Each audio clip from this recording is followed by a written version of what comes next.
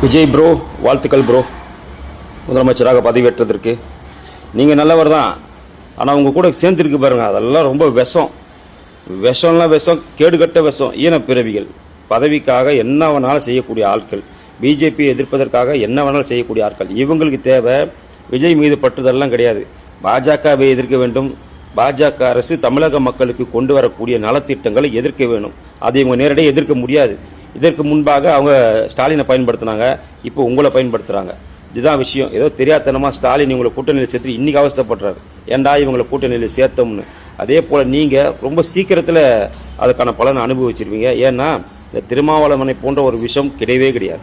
அதே போல் தான் கம்யூனிஸ்ட்டு பச்சோந்திகள், காங்கிரஸ் சொல்லவே தேவையில்லை. காங்கிரஸ் இப்போ என்ன திரும்ப தம்பட்ட அடிக்கிறான், தென்னிந்தியாவில் நாங்கள் எங்கள் கூட்டணி அரசு அமைக்கிறது. இவன் வேறு 5 சீட் தான் வச்சிருக்கிறான்.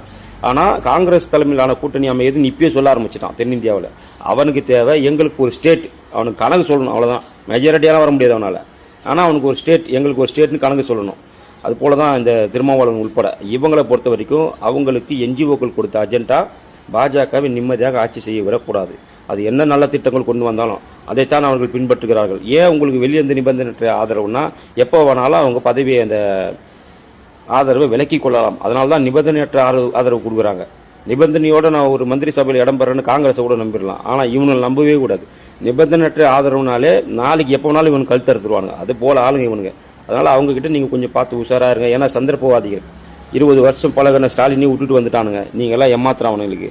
அதனால் தயவு செய்து புரிந்து கொண்டு மத்திய அரசை கண்மூடித்தனமாக எதிர்க்காமல், மத்திய அரசை கண்மூடித்தனமாக விமர்சிக்காமல், நீங்கள் கொடுத்த தேர்தல் வாக்குறுதிகள் நிறைவேற்றணும்னு சொன்னால் கண்டிப்பாக அதுக்கு மத்திய அரசு இருக்கணும், மோடி அரசு இருக்கணும். இருந்தால் மட்டும்தான் உங்களால் நீங்கள் மக்களுக்கு கொடுத்த தேர்தல் வாக்குறுதிகளை முழுமையாலாம் நீங்கள் கொடுத்த வாக்குறுதி நிறைவேற்ற முடியாது. அதுக்கெல்லாம் 2 தமிழ்நாடு பட்ஜெட் போடணும்.